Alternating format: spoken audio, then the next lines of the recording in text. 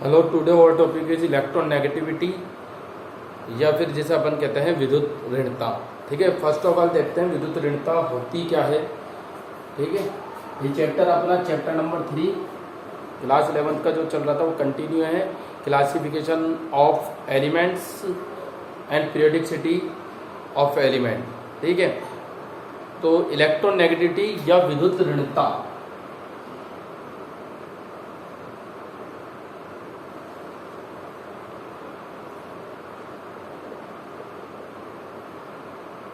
ठीक है, इलेक्ट्रोनेगेटिविटी या विद्युत ऋणता किसे कहते हैं वो पहले अपन समझते हैं।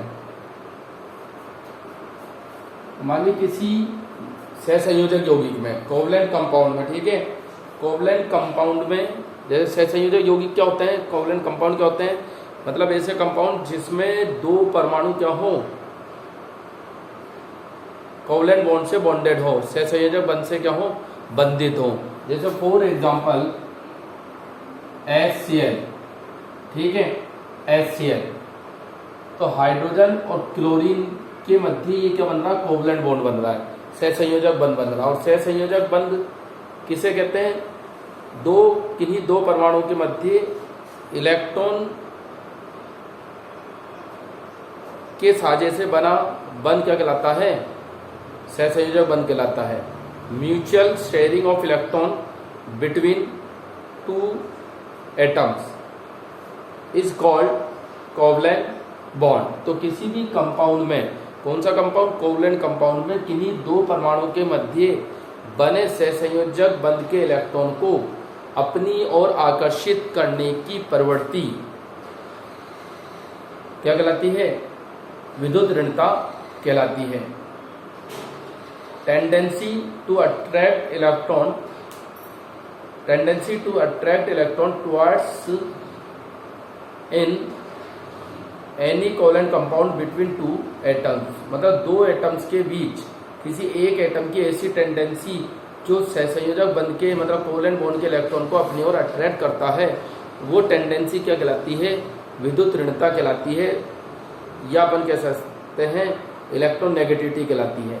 अब अगर अपन इसकी बात करें, ठीक है, तो इसकी बात करें तो इस क्लोरीन की विद्युत ऋणता क्या होगी, ज्यादा होगी। ये बंध के इलेक्ट्रॉन को क्या करेगा, अपनी ओर अट्रैक्ट करेगा। ठीक है, बंध के इलेक्ट्रॉन को अपनी ओर अट्रैक्ट करेगा, जिससे इस पर डेल नेगेटिव और इस पर क्या आ जाएगा, डेल पॉजिटिव चार्ज आ जाएगा। डेल नेगेटिव मतलब आंशिक ऋणावेश, और यहाँ क्या आएगा, यह आंशिक धनावेश इस पर उपस्थित होगा। मतलब बॉन्ड पूरी तरीके से नहीं टूटा है, सिर्फ क्लोरीन ने जो है कोवलेंट बॉन्ड के इलेक्ट्रॉन को अपनी ओर अट्रैक्ट कर रखा है। ठीक है, जिससे इस पे नेगेटिव चार्ज क्रिएट होगा और इस पे आंशिक या पार्शियल पॉजिटिव कह सकते हैं, और ये क्या है, पार्शियली नेगेटिव चार्ज इस पर क्रिएट होगा। ठीक है, अब अगर अपन बात करें टॉप टू बॉटम जाने पर क्या होता है, देखते हैं। टॉप टू बॉटम, ठीक है, किसी भी वर्ग में आवर्त सारणी में उपस्थित किसी भी ग्रुप में, ठीक है, या किसी भी ग्रुप में जाएंगे टॉप टू बॉटम, तो किसी भी ग्रुप में सामान्यतः क्या वर्ग में ऊपर से नीचे जाने पर विद्युत ऋणता में क्या आती है, कमी होती है। ठीक है, when we move top to bottom in any particular group then electronegativity is decrease because atomic size increase. Atomic size ज्यादा होने से, एटॉमिक साइज बढ़ने से इलेक्ट्रॉन जो नेगेटिविटी है वो इलेक्ट्रॉन नेगेटिविटी में क्या आ जाती है, कमी आ जाती है। ठीक है, तो अपन क्या लिख सकते हैं, टॉप टू बॉटम जाएंगे, एटॉमिक रेडियस इंक्रीज होगी। ठीक है, एटॉमिक रेडियस क्या होगी, इंक्रीज होगी। नंबर ऑफ शेल आपको पता ही है, नंबर ऑफ शेल इंक्रीज होते हैं, सारी चीजें दोबारा लिख रहे हैं। और आयनाइजेशन एंथैल्पी की न्यूक्लियस इफेक्ट क्या होता है, कम होता है। आयोनाइजेशन एंथैल्पी भी क्या होती है, कम होती है। और इलेक्ट्रॉन नेगेटिविटी भी क्या होती है, कम होती है। ठीक है ना, तो ये ट्रेंड अपन को टॉप टू बॉटम जाने पर मिलेगा।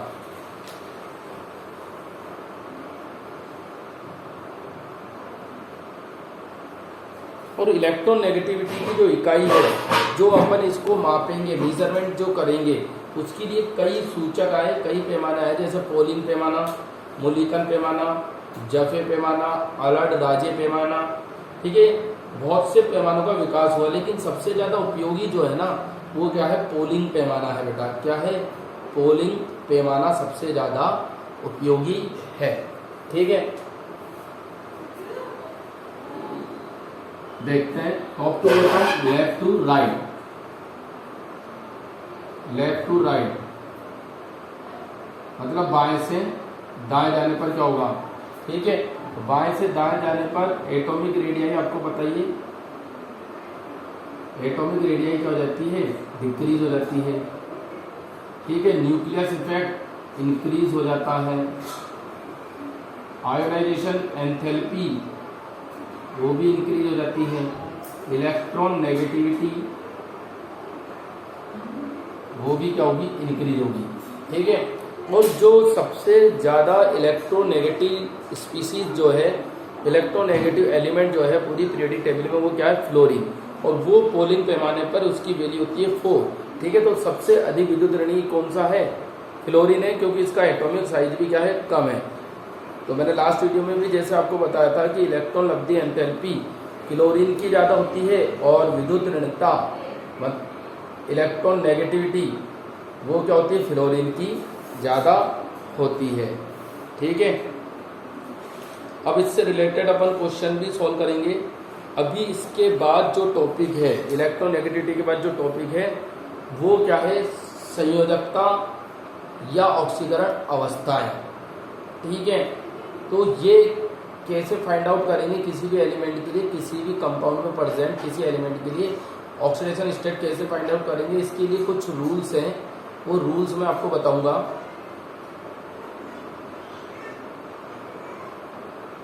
उस रूल्स के अकॉर्डिंग ही अपन फाइंड आउट करेंगे how to calculate oxidation number of any species इन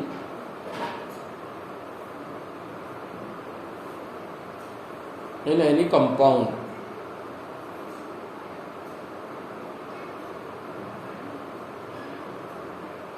ठीक है, तो लिख लीजिए ऑक्सीडेशन नंबर या ऑक्सीकरण अवस्था। ठीक है, अब देखिए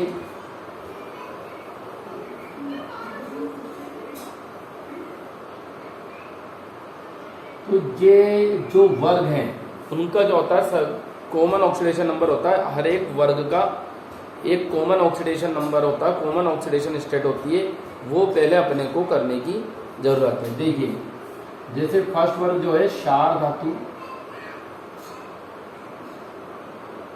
कौन सी है, alkali metal, lithium, sodium, potassium, rubidium वाले, इनका ऑक्सीडेशन नंबर होता है +1। ठीक है, और क्षारीय मृदा धातु जो है, क्षारीय मृदा धातु है। ठीक है, क्षारीय मृदा धातु जो है वो क्या है, बेरिलियम, मैग्नीशियम, कैल्शियम, स्ट्रांशियम, बेरियम, और इनका ऑक्सीडेशन नंबर कितना होता है, +2। ठीक है, कॉमन ऑक्सीडेशन स्टेट है, इसको रखकर अपन कंपाउंड में किसी भी एलिमेंट के लिए फाइंड आउट कर सकते हैं। ठीक है, अब क्षार धातु, क्षारीय मृदा धातु, उसके बाद है ग्रुप 13। ठीक है, ग्रुप 13 कौन सा है, बोरोन वाला, बोरोन, एल्युमिनियम, गैलियम, इंडियम थे, इसका ऑक्सीडेशन नंबर होता है +3। ग्रुप 14 का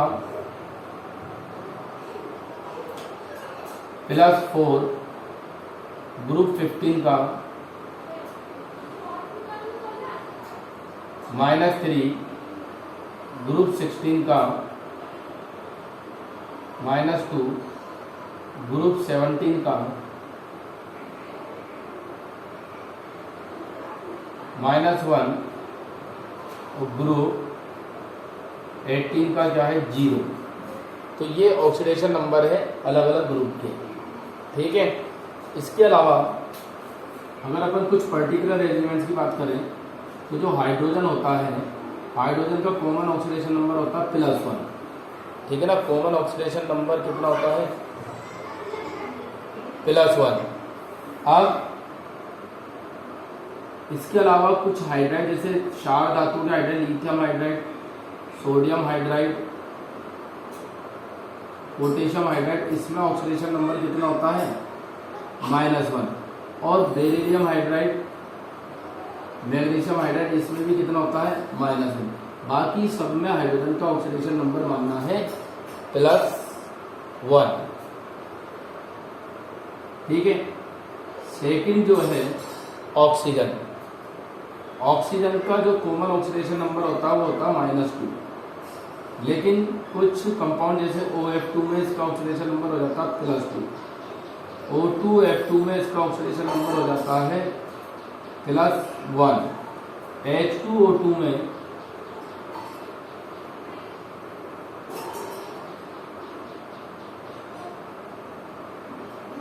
-1 हो जाता है। ठीक है, पेरोक्साइड में, क्योंकि इसका +2 इधर जाएगा -2 और 2 से 2 डिवाइड कर देंगे तो -1 आ जाएगा। ठीक है। और जो थर्ड रूल क्या है, जो फ्री एटम होते हैं या मॉलिक्यूल होते हैं जिन पर कोई चार्ज नहीं होता, उनका ऑक्सीडेशन नंबर 0 होता है। जैसे अपन बात करें O2, N2, Cl2, I2, इन सबका कितना होगा, 0 या ओनली Na लिखा है। ठीक है, किसी के साथ ऐड नहीं है, किसी कंपाउंड में नहीं है ऐड, फ्री एटम है। ठीक है ना। तो फ्री एटम लिथियम है, कोई सा भी एटम, फ्री एटम का कितना मानोगे, 0। समझ वाली बात। और यही किसी के साथ ऐड है तो Na+ मानेंगे +1, और Mg का कितना लेंगे फिर उस समय, +2।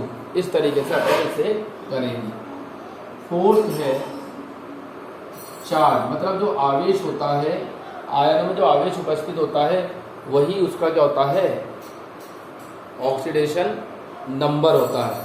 ठीक है। ये अपना इस चैप्टर का जो चैप्टर अपना चल रहा था, classification of element and periodicity. ठीक है, ये इसका लास्ट टॉपिक है, ऑक्सीडेशन नंबर को निकालना। फिर इससे नेक्स्ट वीडियो में जो अपन करेंगे वो इससे रिलेटेड क्वेश्चन आंसर करेंगे कि जो कॉम्पिटिटिव एग्जाम में आते हैं। ठीक है ना। तो ये टॉपिक तो अपने ये कवर हो चुके हैं, लास्ट टॉपिक चल रहा है वो भी मैं इसमें आपको करा देता हूँ। एनसीईआरटी के सारे क्वेश्चन आंसर सोल्व कीजिए। ठीक है, और एक्स्ट्रा क्वेश्चन आंसर भी आपको करने हैं। हाँ, तो ठीक है। चार्ज जो आवेश होते हैं, जो आयनों पर जो आवेश होता है वही उसका क्या होता है, ऑक्सीकरण अवस्था होती है, उसका वही ऑक्सीडेशन नंबर होता है। जैसे मैंने लिखा Na+, Li+, K+, Rb+, तो इनमें सब पे +1 है तो ये +1 होगा। ठीक है। Be2+, Mg2+, Ca2+, तो इन पर क्या आवेश है, +2, तो ऑक्सीडेशन नंबर भी +2 होगा। ऐसे ही Al3+, ठीक है, Al3+, तो इन पर +3 होगा। ऐसा नहीं प्लस में होती, माइनस वाले भी एग्जाम्पल आप ले सकते हैं, जैसे F-, Cl-, Br-, I-, तो इन पर सब पे क्या होगा, -1। मतलब आयन में जो चार्ज होता है, जो आवेश होता है, वही उसका क्या होता है, ऑक्सीडेशन नंबर, ऑक्सीकरण अवस्था उसकी होती है। तो ये कुछ रूल्स हैं जिसकी हेल्प से अपन ऑक्सीडेशन नंबर किसी कंपाउंड में पर्टिकुलर एलिमेंट का निकाल सकते हैं। तो बेटा जो डी ब्लॉक है, ठीक है ना, डी ब्लॉक जो है उसमें क्या होता है, डी ब्लॉक में वेरिएबल ऑक्सीडेशन नंबर होता है। तो किसी भी कंपाउंड में ज़्यादातर अपन फाइंड आउट करते हैं oxidation number of D block element. ठीक है ना। तो ये एक बार आप देख लीजिए अच्छे से, ये रूल्स आपको ध्यान होने चाहिए।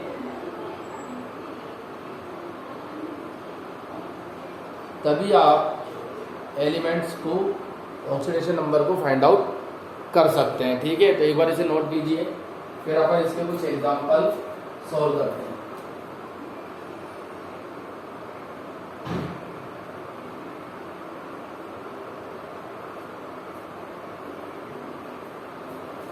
ठीक है।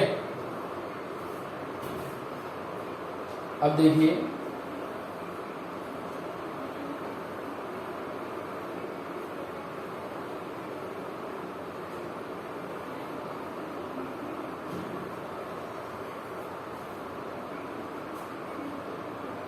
जैसे KMnO4 में Mn का ऑक्सीडेशन नंबर अपने को निकालना है, ठीक है।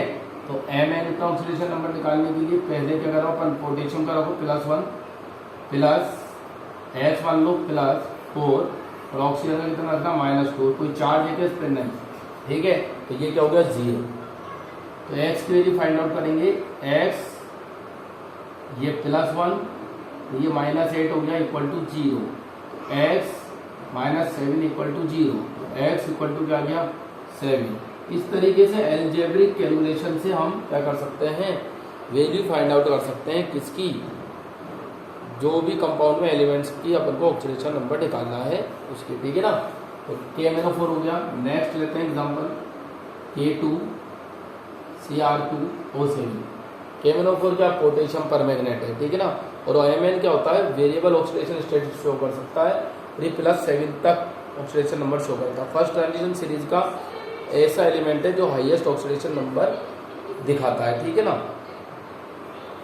तो K2Cr2O7 में Cr का निकालना अपन को, तो 2 है पोटेशियम, आवेश होता है +1 2, X जिसकी कैलकुलेट करनी +7 ऑक्सीजन है, -2 इस पर होता है इक्वल टू 0, ठीक है। 2x +2 लिख दो, यहाँ कोई दिक्कत नहीं है। और ये क्या -14 equal to 0। 2x +2 -14 equal to 0। 2x -12 equal to 0। 2x equal to 12 और x equal to 6। Potassium dichromate में जो Cr है, क्रोमियम जो है उसका ऑक्सीडेशन नंबर कितना आता है 6 आता है, ठीक है। अब नेक्स्ट जो है, मान लो कोई चार्ज स्पीसीज अपन ले लें, ठीक है। ClO4 लेते हैं, क्लोरेट आयन नहीं है, ठीक है। क्लोरिक एसिड होता है ना HClO4, ठीक है। अब इसमें अपन को क्या निकालना है, Cl का नहीं निकालना है। x +4 -2 equal to -1, x -8 equal to -1, x equal to -1 +8, x equal to +7, ठीक है। तो क्लोरीन की यहाँ जो ऑक्सीडेशन नंबर है वो कितना है, +7 है, ठीक है। और कोई एक और एग्जांपल लेते हैं चार्ज स्पीसीज का, और कोऑर्डिनेशन कंपाउंड में कैसे निकालते हो वो मैंने आपको बता दिया था, फिर भी एक एग्जांपल यहाँ पर उसका ले लेंगे, ठीक है। तो चार्ज स्पीसीज मान लो MnO4 माइनस है, वही x +4 -2 equal to -1, x equal to -8 -1, x equal to -1 +8, x equal to +7, ठीक है। तो ये क्या हो गया, KMnO4 में Mn का ऑक्सीडेशन नंबर मैंने कैलकुलेट कर लिया, ठीक है ना। अब अपन एक एग्जांपल लेते हैं कोऑर्डिनेशन कंपाउंड में कैसे फाइंड आउट करेंगे।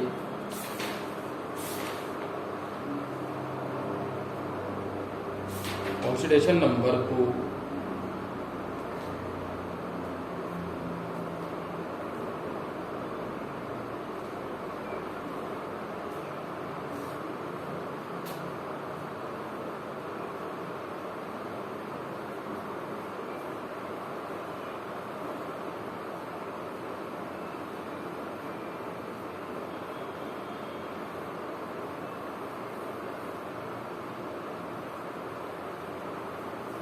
ठीक है।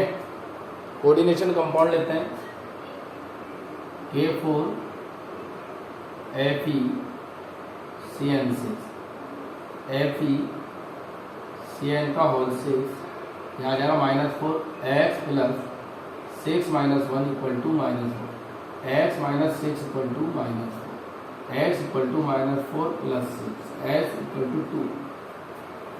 ठीक है, कैसे किया भाई?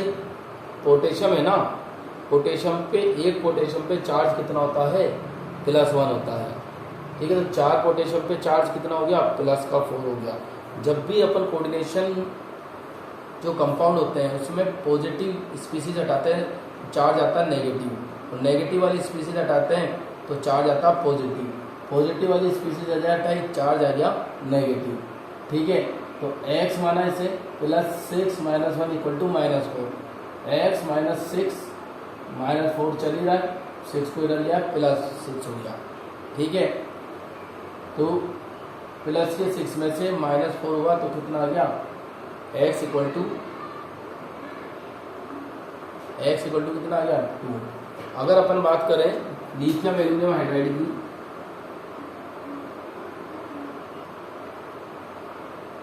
एल्यूमिनियम के लिए निकालते हैं +1 +x +4। ठीक है, अब हाइड्रोजन का जब +1 नहीं रखेंगे या कितना रखेंगे? -1। क्यों रखेंगे? क्योंकि ये किसके साथ ऐड है? लिथियम के साथ। ठीक है, तो +1 मतलब 1 लिख सकते हो, +x -4 इक्वल टू क्या हो गया? 0। 4 1 जा 4 माइनस का 4 आ गया। ठीक है, तो x इक्वल टू देखिए -4 को इधर ले जाओ, +4 +1 को इधर ले जाओ, -1, x इक्वल टू 3। ठीक है, तो x इक्वल टू क्या आ गया? 3 इसमें आ जाएगा। ऐसा क्यों हुआ? क्योंकि लिथियम का हाइड्राइड था ना ये, तो लिथियम सोडियम पोटेशियम इनके हाइड्राइड जो होते हैं उसमें हाइड्रोजन का जो ऑक्सीकरण अवस्था होती है, जो ऑक्सीडेशन स्टेट होती है हाइड्रोजन की, वो कितनी होती है? वो -1 होती है। इसलिए अपन ने इसमें क्या रखा है? -1 रखा है। अदरवाइज सभी में हाइड्रोजन का जो ऑक्सीडेशन नंबर है वो क्या रखना है? +1 रखना है। It is clear?